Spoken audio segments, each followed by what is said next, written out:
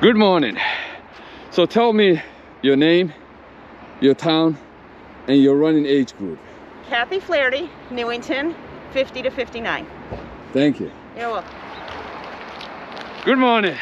Good morning. How you doing today? I'm doing all right. All right. So first, tell us a little bit about yourself. Where to start? I live in Newington, Connecticut. Okay. It is my hometown. Yeah. So I grew up here. I've lived all over town. Yeah. Have not come anywhere close to completing the town in city strides because I keep doing the same loops over and over. And there's a section of town that's very, very hilly. Yeah. That I don't feel like dealing with. Yeah. At least not right now. All right. But someday. Well, I'm married to a fabulous graphic designer, Jim Valentino. Yes. Hi, Jim. Have been parents of multiple dogs. Yep. And cats. Yeah. And hopefully we'll get new cats soon because the house feels very empty Okay. right now. Yeah. Mom lives in Florida. Yeah. Don't have any siblings. My brother died Oh, sorry to hear that. a long time ago. Yeah. So basically, I am one of your queens. Of All course. right. Yeah. I did finish For those of you who don't know, a race. explain to the Queen a little bit. Sure. So, member of the 169 Yeah. Town Society. Yeah. Called that because Connecticut has 169 cities and towns. Yeah. And thanks to this guy here, who got me to join. Yeah. But I do remember it was a Hartford Marathon Foundation. The first year they did the Lucky Challenge Yeah. for St. Patrick's Day. Yeah. And they had races in Norwich and Putnam. Yeah. And you had been telling me about this idea and how there was this group of 8 people and then all these other people started joining you. Yeah. And I remember very clearly saying to you, why would anyone want to do that? Which run a race or complete a race Yeah. in all 169 Yeah. cities and towns. And I'm like, I hate running. Why would I do that? Yeah. But you kept at me, and because you're persistent. Yeah. And when I drove out to Norwich and Putnam, Yeah. I think it was Norwich, right? I was like, okay, I've done those 2 towns. I drove that far for a race. Yeah. Why not do the other 167? So I did. Yeah. And it took me, I think, a little over 5 years Well, that's to get them great. done. That's 'Cause great. I remember joining on St. Patrick's Day Yeah. of 2014. Yeah. If I'm not mistaken, We're going this way. I think, yeah. I was the member 199. So I was in before it was really cool. Yeah. So that was awesome. Yeah. And it was a great way to see the state of Connecticut. Oh yeah. Towns Yeah. I've never seen before. Yeah. And some of those were towns I'd want to go back to. Yeah. Others, it was like one and done. I don't need to go back. But I do love this state. Yeah. I grew up here. I've lived here my entire life. So I actually really am grateful to you Yeah. for giving me that way Oh, thank you. to see the state Oh, of thanks Connecticut. for joining. So anyhow, All right. so that's the running thing.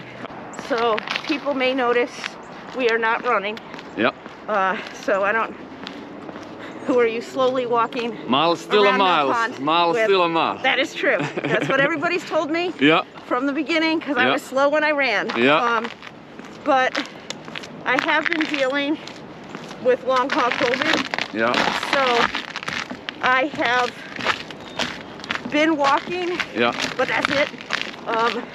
I've done a couple times where I ran from one Yeah. light pole to the next light pole. Yeah. But honestly, it's a little too tired the next day. So I hear that's you. why I don't do it. I hear you.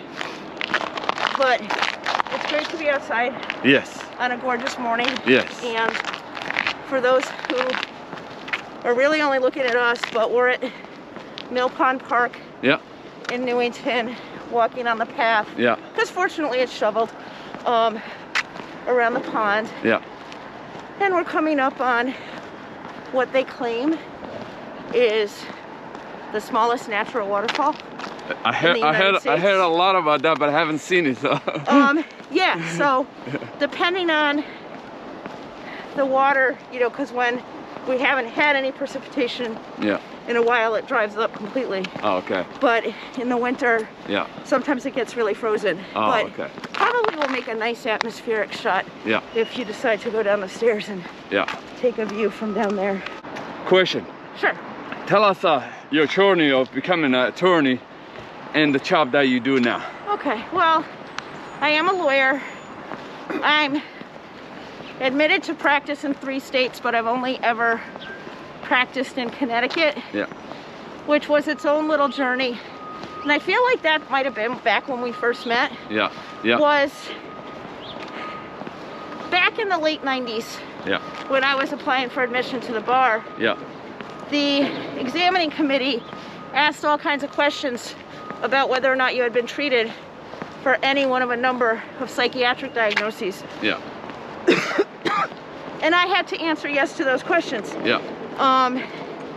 Which meant I went through a very delayed character and fitness Yeah. exam. Yeah. Finally get what they called conditionally admitted Yeah. for 9 years, Yeah. every 6 months. Yeah.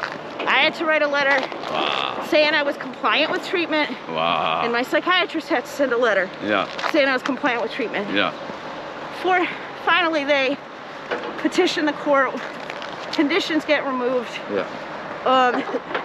And the thing that cracks me up is the conditional admission is confidential. Yeah. But I've been talking about it since day one, which I know Yeah. they probably didn't like, but I didn't really care. Yeah. It did get me on Montel. Yeah. That's a fact that not everybody knows, Yeah. is is that I was a guest Yeah. on the Montel Williams show, All right. and Ann Coulter was Yeah. one of the other guests on the show that day. So, like, if you ever need a random fact about Kathy Flaherty, Yeah. There it you was go. that it was on the Montel Williams show Yeah. with Ann Coulter. But I've been a legal aid lawyer Yeah. my entire career. Yeah. Hello, puppy. And currently, I'm the executive director Yeah. for Connecticut Legal Rights Project, Yeah. which is a statewide nonprofit Yeah. that provides legal representation Yeah. to low-income people with mental health conditions, Yeah. including people who are in the state-operated hospitals Yeah. and people living in the community. All right. What is your biggest running achievement and what's your biggest personal achievement? Ugh. Well, biggest running achievement, I guess, is the fact that I completed a marathon. Oh, yes. Especially since it took me 8 hours, 17 minutes, and 20 seconds. Still miles a month. And especially the last couple hours were horrible. Mm-hmm. But I did it, so I can Alright. check that off the list. Yep. You know, up there with that is doing the 169 towns. Yep. Biggest personal achievement, ugh. That we've been married for 20, how many years? I can't do math right now. 22 and a half years, something like that. So I think that's something, especially these days. Yeah. Obviously work stuff is good, Yep. and I love my job. Yeah. I'm executive director of Connecticut Legal Rights Project. Yeah. I got a lot of questions about that too, Okay. so we'll get to that. We'll get to that then. Yeah. The next question is, what has running or walking done to and for you? Well, it's brought me fabulous people. Yeah. The friends I've made through 169 towns and doing the running community is a fabulous community. Yeah. And I think especially the group of people who were part of this 169 towns thing in whatever iteration of it is Yeah. are incredibly welcoming. Yeah. Because we have those wicked fast people like you and like faster than you. Yeah. And they're the people who go out and run the course 3 times. Yeah. But they, as they're lapping me, Yeah. would always say hi Yeah. and say keep on going. Yeah. So that's pretty awesome. I think the other thing it does is, to the extent that it's possible Yeah. for me to maintain my mental health, Yeah. it helps All with right. that. How do you stay motivated getting out there every day, and how often do you get out? Well, I did that Winter Warrior Challenge. Uh-huh. So I did my mile outside every day. Yeah. This is the first day I've been outside in February. Yeah. Because once I didn't have to do it anymore, I didn't do it. All right, so the next question is, being a walker, Yeah. have you ever got pushed back or mistreated by race directors or volunteers before or during a race? Also, does she contact race directors before the race to acknowledge that she will be walking? I actually have only been reduced to walking since COVID. Yeah. And there have been no races. All right. Hasn't been an issue yet. Yeah. However, Yeah. I am slow enough where I have exceeded time limits. Yeah. I've finished races on sidewalks. Yeah. I don't really care about that. That's- Like that is Yeah. not a big deal to me. Yeah. I like races that don't have course limits. Yeah. But honestly, pretty much every, like for example, HMF, every HMF race, I have technically always finished Yeah. over the course limits. Yeah. Even the 10Ks. Yeah. So like, I'm just thinking of Wethersfield, Yeah. and you know, if you don't finish the first loop in a certain amount of time, they don't let you go out for the second. Yeah. And I've come real close, Yeah. but I've made it. All so right. second loop, I'm always on the sidewalk Yeah. at a certain point.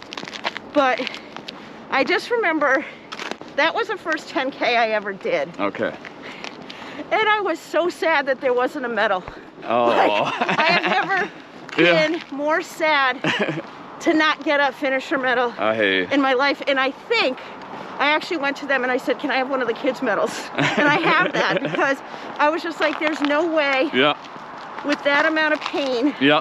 That I because it can't was get the a medal. first one Yeah. that I had done of that distance, Yeah. that I don't get something. Sorry, I need something. I Give me hear you. something. But I think for the most part, Yeah. race directors are pretty cool. I Um, totally understand Yeah. getting, you know, shutting down Yeah. water stations. Yeah. You have to be prepared for that. Yes. But the bike volunteers are awesome. Yeah. I make friends with almost all of them. I know Yeah. them really well. Yeah. And the only time I was really bothered by something Yeah. was a year doing the Middletown Uh-huh. 10 miler, Okay. and it was really, really freakishly hot, Yeah. and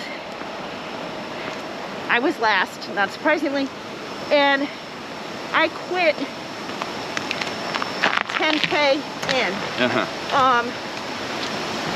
But what freaked me out more was like the fact that the ambulance Yeah. was sitting right behind me Uh-huh.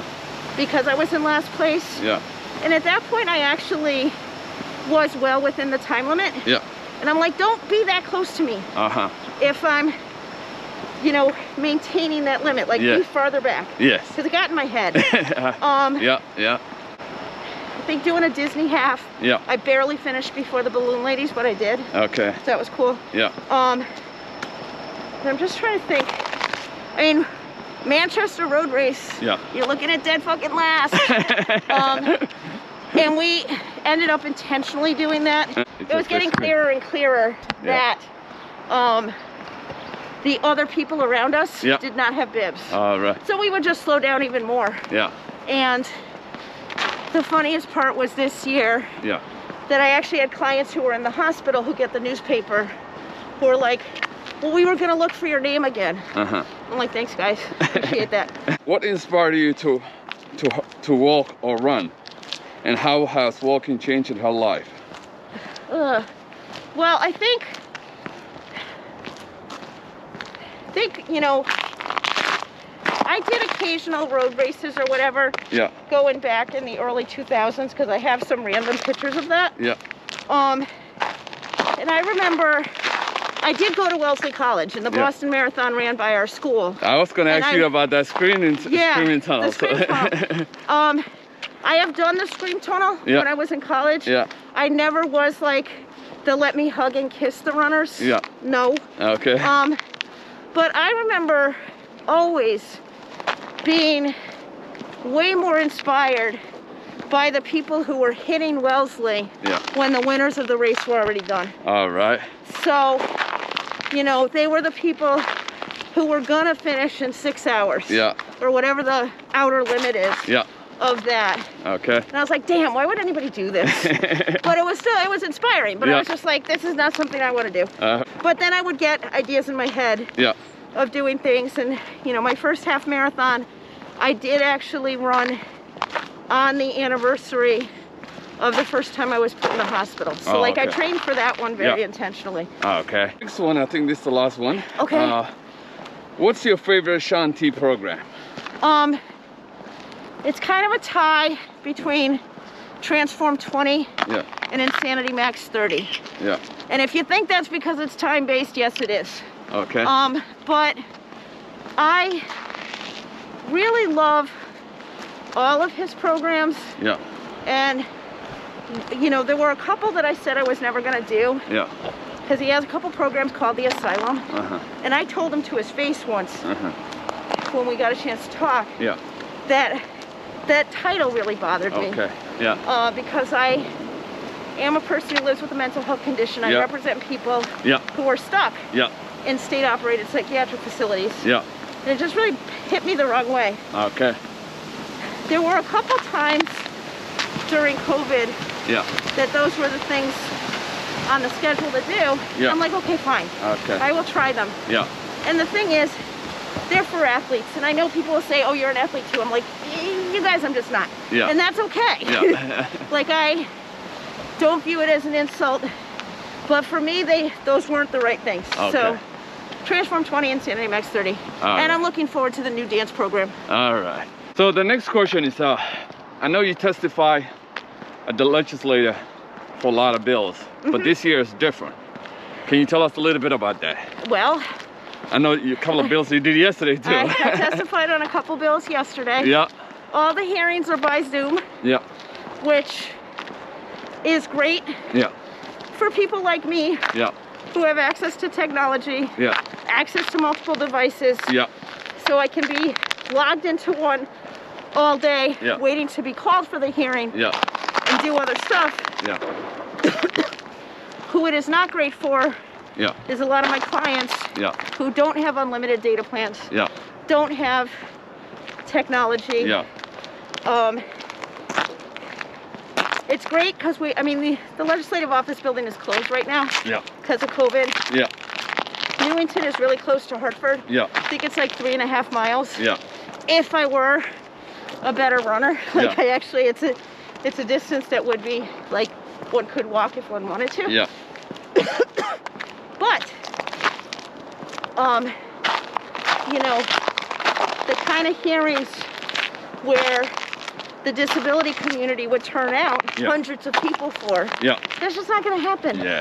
And I really need any legislators watching this to understand that just because you aren't seeing us doesn't mean we don't care, we aren't interested, or we wouldn't be there if we could. I think a lot of people, you know, not just legislators, but judges, do not understand that the digital divide is very real and impacts access to justice. You know, they've been trying to close it for kids in school. But the kid who gets a Chromebook for school is using that for school. It doesn't mean the parent has it if the parent has a court case. So they really need to do better with that. The other thing is that, you know, like a video like this, we talked about it, and you said you would caption this one. Because I have a whole number of friends who I want to show this to, who are deaf or hard of hearing, and wouldn't be, this video is nothing except us walking in a circle. It's so important, it's really important, I think, you know, to have found out yesterday that, you know, the Zoom meetings are for legislative public hearings are not going to be closed caption because the legislature didn't budget for that. Wow. Is kind of infuriating. However, Yeah. even though we were told that, Yeah. when I watch these hearings on CTN, Yeah. they have captions. Oh. Which means, what it means is that if you're watching it on YouTube, Yes. you're not seeing the captions. Oh. If you're watching it on YouTube, you might be able to generate the auto captions. Yeah. But anyone who has actually had to use those Yeah. knows that they're crap. Yeah. People actually call them craptions. Yeah. And it's really been a constant fight Yeah. with people who are our allies. Yeah. But progressive spaces Yeah. tend not to always think of accessibility. Yeah. And it's been a real fight the last several years Yeah. to hammer that home Yeah. every single time. Yeah. That doing an event Yeah. at a place with steps, Yeah. inaccessible. Exactly. Not having ASL interpreters Yeah. for people who use ASL. Yeah. If you're gonna live stream a video, Yeah. not having captions. Yeah. And, you know, I will admit, Yeah. the mental health advocacy community Yeah. was as guilty of not doing accessibility well Yeah. as anybody else. Okay. But we're trying to do better. Yeah. But it's sometimes hard having to be that person Yeah. all the time. Yeah. Which is why, if you follow me on Twitter, Yeah. I've gotten a lot more sarcastic Yeah. and am using subtweets a lot, Yeah. which means sometimes you're relying on people to see themselves Yeah. in what you're saying. Yeah. But we're just tired. Disabled people are tired I hear you. of your shit. I hear you. So stop. Yeah. All right. So to circle back a little bit about races. Sure. What's your favorite races in Connecticut? Some of your favorite. No, I know. I figured this was going to be the question, so I was trying to think about this. Yeah. Even though it's hard, Yeah. I love Hogsback because Yeah. it's just so pretty. Yeah. I like the stuff in Hartford Yeah. because, you know, it really does show our capital city well, Yeah. especially in the fall, Yeah. and the leaves on the trees and everything else. Yeah. Really nice. I know some of the stuff down by the beaches, Yeah. really fun. Uh-huh. And especially, I think there's a race in Greenwich, like the Bushwhack something or other. Yeah. But the thing that was cool is, like, you know, the people on Greenwich don't like having us on their beach. And you didn't have to pay $75 to park in the lot Yeah. if you were there for the race. So Yeah. you can be sure that we stayed down there Uh-huh. a little longer. Yeah. You know, I think some of the races that I've enjoyed are things that I've even volunteered at. Yeah. Like that, is it the Johnny Kelly one that's at Ocean Beach? Yes. Yeah. So, like, I volunteered at that and did like the 1 mile water stop. Yeah. So I was done early. Yeah. And then I went to the beach and hung out. All right. And waited for the people who I had carpooled with Yeah. to do the race. And I think one of my favorite things is Millinocket up in Maine. Yeah. Because the ride up there, Yeah. whoever you're with in the van, Yeah. is super fun. Yeah. And, you know, getting to go down the Golden Road Yeah. and see Mount Katahdin in the distance, I mean, you can't beat that. Yeah. So the dog that just passed has to remind me when we was, I think it was in North Canaan. Falls Village. Yeah. Tell us what happened. Okay, so I carpool with you Yeah. and Charles Merlis. Yeah. Which in and of itself is just a remarkable conversation where Kathy just sits in the back seat Yeah. and listens and just occasionally chimes in. Yeah. But it wasn't the official town blue sign, but it Yeah. was a blue sign that said Falls Village, so we were gonna say that's good enough. Yeah. And we get out, we're taking the picture, and then all of a sudden, this red blob is charging down a hill at us. And I froze, and I think I started screaming. Yeah. You guys did the flight and like ran away. But there is an absolutely hysterical picture of you Yeah. with your eyes bugging the hell out of your head at this thing. Yeah. And needless to say, none of us had a picture of this dog, but it was like a red pit bull. Yeah. And it was the scariest thing I've ever seen. Oh, yeah. And I just started screaming bloody murder, I think. So I think one of the things that's most fun about this group Yeah. is the way we celebrate Yeah. everybody's accomplishments. Yeah. And I do remember, And the group is around 169 towns. correct, Yeah. they really celebrate your 100th town Yes. and your 169th town. Yeah. And I do remember my mother still, well, she's been in Florida for a long time, so she must have been up here when I finished my 100th town. Yeah. And she and Jim, my husband, actually came to that race. Yeah. And my mother got to realize how crazy all of you are, but she loves you. Yeah. But it was, she's like, why am I getting up so early in the morning? I'm like, because I have to get up this early in the morning. I really want you to be there. Yeah. And I remember, I'll just hide out back here for a bit. Yeah.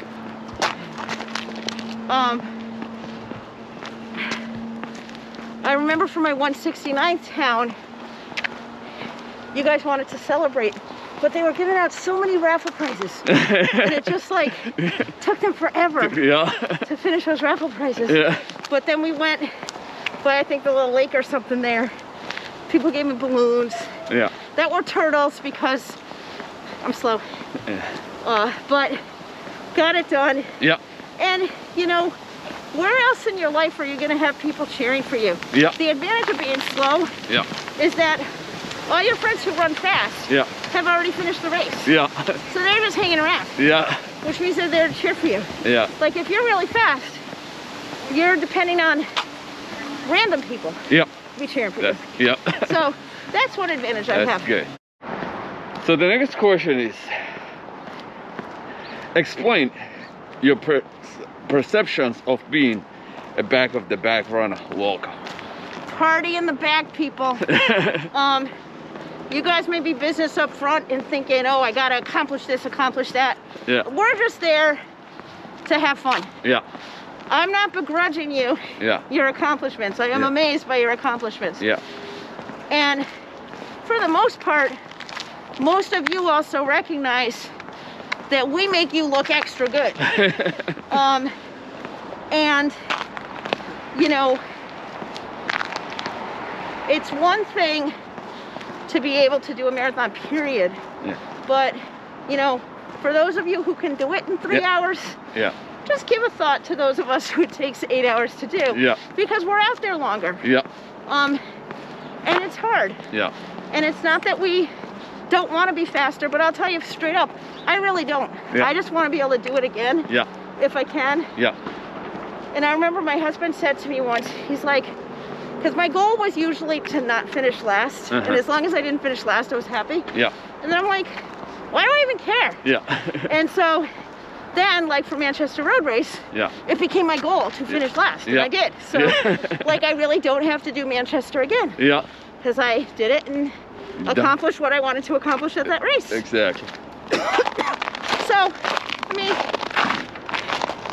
I appreciate you taking the time All to right. walk with me. This was Yeah. super fun. No, it was fun. Thank you for doing this. And we are, tell again where we are. We are at Mill Pond in Newington, Connecticut, my hometown, Yeah. site of the smallest natural waterfall in the United States. Come visit. All right.